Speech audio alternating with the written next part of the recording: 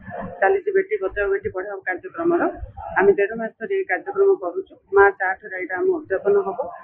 ସେଇ କାର୍ଯ୍ୟକ୍ରମ ମଧ୍ୟରେ ମାନସିକ ସ୍ତରରେ ଯୋଉଟା ଆମର ଆୱାରନେସ୍ ଅଛି ସେଇଥିପାଇଁ ବୋଲି ଆଜି ଆମେ ମେଣ୍ଟାଲ ହେଲ୍ଥ ପ୍ରୋଗ୍ରାମ ଗୋଟେ କରିଛୁ।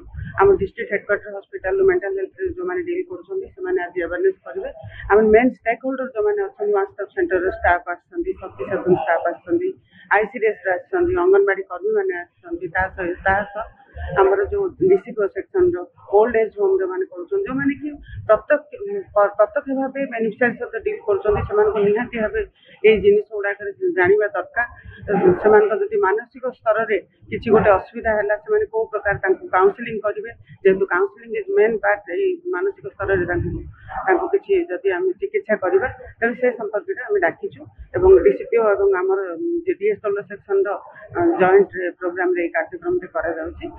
ଆମେ ଆୱାରନେସ୍ କରିବା ପରେ ଏଇ ସବୁ କାର୍ଯ୍ୟକ୍ରମ କେମିତି ଇମ୍ପ୍ଲିମେଣ୍ଟ ହେବ ତାକୁ ଆମେ ଚେଷ୍ଟା କରୁଛୁ ଦେଖିବା। ଆମ ସମାଜରେ ଝିଅମାନଙ୍କ ପ୍ରତି ଯେଉଁ କଳଙ୍କ ଅଛି ସେଇ ମାନେ ଝିଅ ହେଲେ ଜାନି ଯୌତୁକ ଦେବାକୁ ପଡ଼ିବ ଏବଂ ଝିଅ ହେଲେ ସେମାନଙ୍କୁ ବହୁତ ଇଏ କରିବାକୁ ପଡ଼ିବ, ପାଠ ଉପରେ ଧ୍ୟାନ, ଏସବୁ ବିଭିନ୍ନ ପ୍ରକାର ଯେଉଁ ଅସାମାଜିକ ବାତାବରଣ ଅଛି ସେଇ ବାତାବରଣକୁ ଆମେ କେମିତି ପ୍ରତି ସ୍ତରରେ ଆୱାରନେସ୍ କରିକି ଝିଅମାନଙ୍କ ପ୍ରତି ଶିକ୍ଷା, ସ୍ୱାସ୍ଥ୍ୟ, ପରିଷ୍କାର ପରିଚ୍ଛନ୍ନତା ଏବଂ ବିଭିନ୍ନ ପ୍ରକାର ଇଏକୁ ଡେଭଲପ୍ କରେଇକି ମାଆ ବାପା ସମାଜର ଜେଜେବାପା ଜେଜେମା ଅଜା ଆଈ ଯେଉଁମାନେ ବି ଅଛନ୍ତି ସମସ୍ତେ ସେ ଛୋଟ ଶିଶୁ ଗର୍ଭସ୍ଥ ଶିଶୁ ଠାରୁ ମାଆ କନସିଭ୍ ହେଲା ଠାରୁ ପୁରା ଜନ୍ମ ହେବାର 2 ବର୍ଷ ପର୍ଯ୍ୟନ୍ତ ନିହାତି ଧ୍ୟାନ ଦେବା ଦରକାର।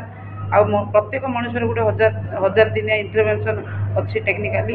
ସେ 1000 ଦିନିଆ ଇଣ୍ଟରଭେନସନ୍କୁ ଆମେ ଯଦି ସମସ୍ତେ ଧ୍ୟାନ ଦେବା ତାହେଲେ ପିଲାମାନେ ଅଧିକ ପରିପକ୍ୱ ମସ୍ତିଷ୍କ ହେଇକି ସେମାନେ ଜନ୍ମ ହେବେ ଏବଂ ବଢ଼ିଲା ପରେ ସମାଜରେ ସେଇ ଯେଉଁ ଝିଅମାନଙ୍କ ପ୍ରତି ଆମର ଅବହେଳା ଅଛି ସେଟା ଦୂର ହେବ। ସେଥିପାଇଁ ଏଇ ଆୱାରନେସ୍ କାମଟା ସବୁ ସ୍ତରରେ ଦରକାର। ତୃଣମୂଳ ସ୍ତରରେ ଅଙ୍ଗନବାଡ଼ି ଆଶା ଏଗୁଡ଼ାକ ପ୍ରତି ପରିବାରମାନଙ୍କ ଭିତରେ ପହଞ୍ଚାଇବା ଆବଶ୍ୟକତା ଅଛି ଏବଂ ଜିଲ୍ଲା ସ୍ତରରେ ଏହାର ଆୱାରନେସ୍ କରିବା ଅର୍ଥ ହେଲା ଜିଲ୍ଲା ସ୍ତରରେ ବି ବିଭିନ୍ନ ଲୋକମାନେ କାର୍ଯ୍ୟକ୍ରମ ଅଛନ୍ତି। ସେ କାର୍ଯ୍ୟଦକ୍ଷତା କାର୍ଯ୍ୟକ୍ରମ ସମୟରେ ତାଙ୍କ ବିଭାଗର ଲୋକମାନଙ୍କ ଦ୍ୱାରା ମଧ୍ୟ ଏଗୁଡ଼ାକ ଅଧିକରୁ ଅଧିକ ସଚେତନ ହେଲେ ଆମ ସମାଜରେ ଝିଅ ପିଲା ଯେଉଁ ସୁରକ୍ଷିତ ମାନସିକ ବିକାଶ ବର୍ଦ୍ଧିତ ହେଇ ଆମ ସମାଜରେ ଗୋଟେ ସୁନ୍ଦର ସୁସ୍ଥ ସବଳ ବାତାବରଣ ସୃଷ୍ଟି ହେବ। ଏଇଥିପାଇଁ ସମାଜର ଏଇ ବେଟି ବଚାଓ ବେଟି ପଢ଼ାଓ ପ୍ରୋଗ୍ରାମଟାକୁ ଆମେ ଝିଅ ଶିକ୍ଷିତ ହେଲେ କଥାରେ ଅଛି ଦୁହିତା ଦୁଇ କୂଳକୁ ହିତା। ନାରୀ ସଶକ୍ତିରେ ବହୁତ ଜିନିଷ ସମାଜରେ ସଶକ୍ତି ହେବ। ଏଇଥିପାଇଁ ଆମର ଏଇ ଆୱାରନେସ୍ ସଚେତନ କ୍ୟାମ୍ପଟା ଆୟୋଜନ କରାଯାଇଛି।